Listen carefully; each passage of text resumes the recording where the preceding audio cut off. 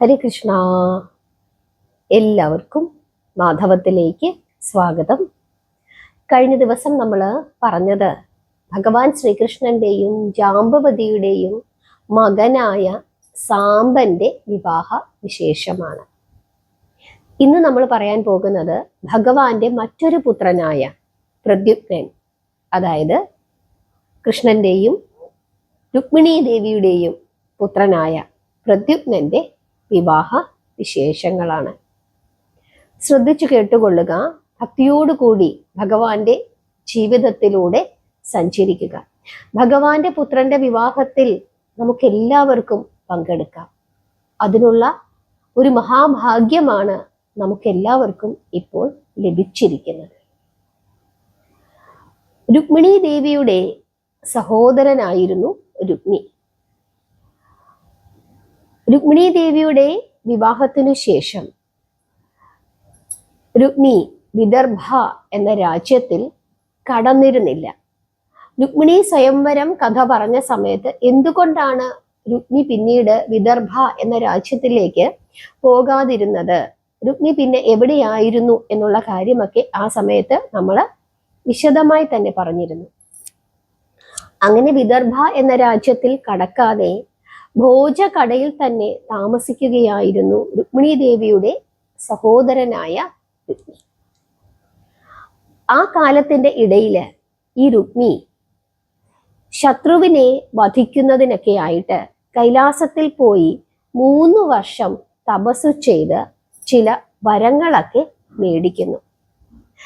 മഹാദേവൻ പ്രത്യക്ഷപ്പെട്ട് ശത്രുക്കളെ വധിക്കുന്നതിന് വേണ്ടിയിട്ടുള്ള ഒരു ചാപം അത് രുക്മിക്ക് കൊടുക്കുകയും ചെയ്തു.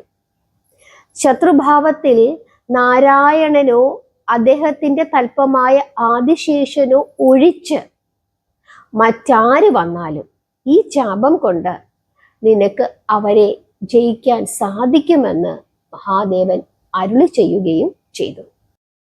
ഈ രുക്മിക്ക് ഒരു പുത്രി ഉണ്ടായിരുന്നു. ആ പുത്രിയുടെ പേര് രുക്മാവതി എന്നായിരുന്നു. അതിസുന്ദരിയായിരുന്നു ഈ രുക്മാവതി. ഈ രുക്മാവതി വിവാഹപ്രായം എത്തിയിരിക്കുന്നു. പ്രദ്യുമ്നന്റെ രൂപവും ഗുണങ്ങളുമെല്ലാം കേട്ടറിഞ്ഞു രുക്മാവതി. അങ്ങനെ അവള് പ്രദ്യുമ്നനിൽ അനുരക്തയാകുന്നു. രുക്മിക്ക് കൃഷ്ണനോട് വലിയ വിരോധമാണ്. എങ്കിലും അനുജത്തിയായ രുക്മിണിയോട് വലിയ സ്നേഹമായിരുന്നു രുക്മിക്ക്. തൻ്റെ മകൾക്ക് തൻ്റെ സഹോദരിയുടെ പുത്രനായ പ്രദ്യുമ്നനെ വിവാഹം കഴിക്കണം എന്ന ഒരു ആഗ്രഹമുണ്ട് എന്ന് രുക്മി അറിയുന്നു. രുക്മിണിക്കും തൻ്റെ പുത്രനെ കൊണ്ട് തൻ്റെ സഹോദരന്റെ മകളെ വിവാഹം കഴിപ്പിക്കണം എന്ന ഒരു ചിന്തയും ആഗ്രഹവും ഉണ്ടായിരുന്നു.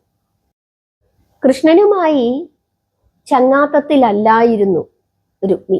അതുകൊണ്ട് തന്നെ കൃഷ്ണന്റെ ആഗ്രഹം, അഭിപ്രായം എന്താണ് എന്ന് അറിയാത്തത് കൊണ്ട് മകളുടെ ഇപ്രകാരമുള്ള ആഗ്രഹത്തെ രുക്മി വലിയ പ്രാധാന്യം കൊടുത്തതുമില്ല. പുത്രിയുടെ വിവാഹം സംബന്ധിച്ച് ഒരു സ്വയംവരം നടത്താൻ രുക്മി നിശ്ചയിക്കുന്നു. അവൾക്ക് ഇഷ്ടമുള്ള ആളെ അവൾ വിവാഹം കഴിക്കട്ടെ എന്ന ചിന്തയായിരുന്നു രുക്മിയെ കൊണ്ട് അപ്രകാരം ഒരു സ്വയംവരത്തിന് പ്രേരിപ്പിച്ചത്. അങ്ങനെ സ്വയംവര ദിവസം എത്തിച്ചേർന്നു. രാജാക്കന്മാര്, പ്രഭുക്കന്മാര്, മന്ത്രിമാര്, അങ്ങനെ പലരും ആ പന്തലില് നിരന്നിരുന്നു. സ്വയംവരത്തെ പറ്റി പ്രദ്യുമ്നൻ അറിയുന്നു. തൻ്റെ അമ്മയ്ക്കും അതുപോലെ തന്നെ തൻ്റെ അമ്മാവന്റെ മകളായ രുക്മാവതിക്കും ഇങ്ങനെ ഒരു ആഗ്രഹം ഉണ്ട് എന്ന് പ്രദ്യുമ്നന് മനസ്സിലാക്കാനായിട്ട് സാധിക്കുന്നു. അങ്ങനെ പ്രദ്യുമ്നൻ എവിടെ എത്തിച്ചേരുന്നു? ഭോജ കടയിൽ എത്തിച്ചേരുന്നു. എന്നിട്ട് കല്യാണ മണ്ഡപത്തിൽ പ്രവേശിക്കുകയും മറ്റുള്ള രാജാക്കന്മാരുടെ എതിർപ്പിനെ വകവെക്കാതെ രുക്മാവതിയുടെ കഴുത്തിൽ താലി ബന്ധിച്ച് അങ്ങനെ രുക്മാവതിയെ വേളി കഴിക്കുകയും ചെയ്യുന്നു. ഒരുപാട് രാജാക്കന്മാർ അതിസുന്ദരിയായ രുക്മാവതിയെ വിവാഹം കഴിക്കണം എന്ന് ആഗ്രഹിച്ചിരുന്നു. ആ ചിന്തയിലാണ് അവരെല്ലാവരും അവിടെ വന്നത്. അപ്പോഴാണ് രുക്മിണിയെ എങ്ങനെയാണോ കൃഷ്ണൻ വേളി കഴിച്ചത്, അതുപോലെ ഇവിടെ ആ കൃഷ്ണന്റെ മകൻ രുക്മിണിയുടെ മകളെ അതുപോലെ തട്ടിക്കൊണ്ടു പോകുന്നു. ഈ ഒരു ചിന്തയിൽ രുക്മാവതിയെ കിട്ടിയില്ല എന്ന നൈരാശ്യത്തോടും കൂടി ഈ രാജാക്കന്മാരെല്ലാവരും പ്രദ്യുമ്നനോട് യുദ്ധം ചെയ്യുന്നു. പക്ഷേ ഏകനായി നിന്നുകൊണ്ട് പ്രദ്യുമ്നൻ അവരെ എല്ലാം തോൽപ്പിക്കുന്നു. രുക്മിണി പക്ഷെ എതിർത്തില്ല. കാരണം മകളുടെ ആഗ്രഹം നടക്കട്ടെ എന്ന് രുക്മിണിയും ആഗ്രഹിച്ചിരുന്നു. രുക്മിണിയെ കൃഷ്ണൻ തട്ടിക്കൊണ്ടുപോയപ്പോൾ രുക്മിണി എതിർത്തത് സഹോദരിയോടുള്ള സ്നേഹം കൊണ്ടായിരുന്നു. പിന്നീട് സഹോദരി സന്തോഷത്തോടു കൂടി കൃഷ്ണന്റെ കൂടെ കഴിയുന്നത് കണ്ടപ്പോൾ രുക്മിണിക്ക് വലിയ സന്തോഷമാണ് ഉണ്ടായത്. പക്ഷേ വിട്ടുകൊടുക്കുവാനുള്ള ഒരു മനസ്സ് രുക്മിണിക്കില്ലാത്തത് കൊണ്ടാണ് കൃഷ്ണനുമായി വലിയ സഹകരണത്തിന് പോകാഞ്ഞത്. എങ്കിലും ആ സമയത്തും രുക്മിണിയോടും മകനോടുമൊക്കെ വലിയ വാത്സല്യമായിരുന്നു. അങ്ങനെ എല്ലാവരെയും തോൽപ്പിച്ച് പ്രദ്യുമ്നൻ രുക്മാവതിയെയും കൊണ്ട് ദ്വാരകയിൽ എത്തിച്ചേരുന്നു. കൃഷ്ണനും വലിയ സന്തോഷമായി. കൃഷ്ണൻ തൻ്റെ പുത്രന്റെ വിവാഹം ആഡംബരപൂർവം ദ്വാരകയിൽ വെച്ച് നടത്തുകയും ചെയ്തു. ഈ പ്രദ്യുമ്നൻ ആരെ വിവാഹം കഴിച്ചിരുന്നു? ആരുടെ ഭർത്താവായിരുന്നു? മായാവതിയുടെ ഭർത്താവായിരുന്നു. മായാവതി ആരാണ്? രതീദേവിയാണ്. പ്രദ്യുമ്നൻ കാമദേവനുമാണ്. അതുകൊണ്ട് തന്നെ മായാവതി രൂപം പൂണ്ടു നിൽക്കുന്ന രതീദേവി, ആ കഥയൊക്കെ നമ്മൾ മുമ്പ് പറഞ്ഞതാണ്. മായാവതിക്കറിയാം ഈ വേഷം അവസാനിപ്പിക്കേണ്ടതാണ്. മായാവതി എന്ന രൂപത്തിൽ നിന്നും രതീദേവി എന്ന വേഷത്തിലേക്ക്, എന്ന രൂപത്തിലേക്ക് മാറേണ്ടവളാണ്. ഇത് മായാരൂപമാണ്. അതുകൊണ്ട് തന്നെ ഈ ഒരു അവതാര സമയത്ത് തനിക്ക് പ്രസവിക്കുവാൻ സാധിക്കുകയില്ല. കാരണം മായാരൂപമാണ്. അതുകൊണ്ട് തന്നെ രതീദേവിക്ക് പ്രദ്യുമ്നൻ, മായാവതി എന്ന രതീദേവിക്ക് പ്രദ്യുമ്നൻ മറ്റൊരു വിവാഹം കഴിക്കുന്നത് ഇഷ്ടമായിരുന്നു. അതിൽ യാതൊരു വിഷമവും മായാവതിക്ക് ഇല്ലായിരുന്നു. കാരണം പുത്രൻ ഉണ്ടാകേണ്ടുന്ന ഒരു ആവശ്യമുണ്ട്. അങ്ങനെ മായാവതിയുടെയും കൂടി സമ്മതത്തോടു കൂടിയാണ് ആ വിവാഹം നടന്നത്. പിന്നീട് രുക്മാവതിയിൽ പ്രദ്യുമ്നന് ഒരു പുത്രൻ ജനിക്കുന്നു. ആ പുത്രന്റെ പേരാണ് അനിരുദ്ധൻ. അനിരുദ്ധന്റെ കഥ വളരെ വിശദമായി തന്നെ ഭാഗവതത്തിൽ പറഞ്ഞിട്ടുണ്ട്. ആരാണ് അനിരുദ്ധൻ? രുക്മാവതിയുടെയും പ്രദ്യുമ്നന്റെയും മകനാണ്.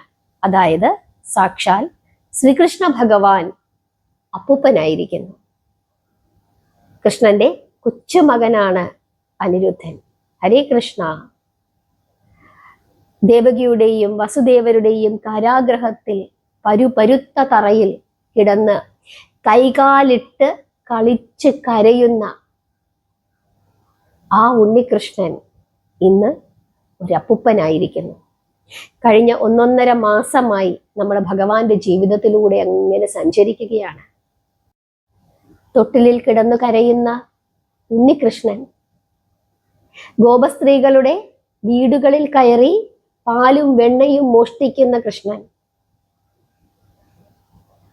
അമ്പിളി അമ്മാവനെ പിടിച്ചു തരണമെന്ന് പറഞ്ഞ് കരയുന്ന കൃഷ്ണൻ, പൂതനയെ വധിക്കുന്ന കൃഷ്ണൻ, ധാരാളം അസുരന്മാരെ വധിക്കുന്ന കൃഷ്ണൻ, വൃന്ദാവനത്തിൽ ഗോപസ്ത്രീകളും ഗോപന്മാരുമായി ഓടി നടന്ന് കളിക്കുന്ന കൃഷ്ണൻ, ഗോവർദ്ധന പർവ്വതം ഉയർത്തിയ കൃഷ്ണൻ, യാത്ര പോലും പറയാതെ മധുരയിലേക്ക് പോയ കൃഷ്ണൻ, കംസനെ വധിച്ച കൃഷ്ണൻ, വിദ്യാഭ്യാസത്തിന് പോകുന്ന, ഗുരുകുലവാസത്തിന് പോകുന്ന കൃഷ്ണൻ, പിന്നീട് ദ്വാരകയിലെത്തുന്ന കൃഷ്ണൻ. അങ്ങനെ രുക്മിണി ദേവിയെയും ജാമ്പവതിയെയും സത്യഭാമയും ഒക്കെ വിവാഹം കഴിക്കുന്ന കൃഷ്ണൻ, അങ്ങനെയുള്ള സാക്ഷാൽ ശ്രീകൃഷ്ണ ഭഗവാൻ ഇപ്പോൾ അപ്പൂപ്പനായിരിക്കുന്നു, മുത്തശ്ശനായിരിക്കുന്നു. നമ്മൾ 1.5 മാസം കൊണ്ട് ഭഗവാന്റെ കൂടെ സഞ്ചരിച്ച് ഇന്ന് നമ്മുടെ മുമ്പിൽ നിൽക്കുന്ന ആ കൃഷ്ണൻ ഇന്ന് അപ്പൂപ്പനാണ്. നിങ്ങൾക്ക് അത്ഭുതം തോന്നുന്നില്ലേ? സന്തോഷം തോന്നുന്നില്ലേ? നമ്മുടെ കൃഷ്ണൻ എത്ര വളർന്നിരിക്കുന്നു. ഇനിയും എന്തൊക്കെ ലീലകൾ ഭഗവാന് ആടേണ്ടതായിട്ടുണ്ട്. ആ ലീലകൾക്കായി, ഭഗവാന്റെ ജീവിതത്തിലൂടെ സഞ്ചരിക്കുന്നതിനായി എല്ലാവരും കാത്തിരിക്കുക. ദിവസവും മാധവത്തിന്റെ കൂടെ ഇരുന്ന് 1 അരമണിക്കൂർ ഭഗവാന്റെ കഥകൾ കേൾക്കുക, നാമം ജപിക്കുക. നമ്മളൊക്കെ എത്രയോ ഭാഗ്യം ചെയ്തവരാണ് എന്ന് ഓർക്കുക, അതിൽ സന്തോഷിക്കുക. എല്ലാവരെയും ഭഗവാൻ അനുഗ്രഹിക്കട്ടെ. ഹരേ കൃഷ്ണ.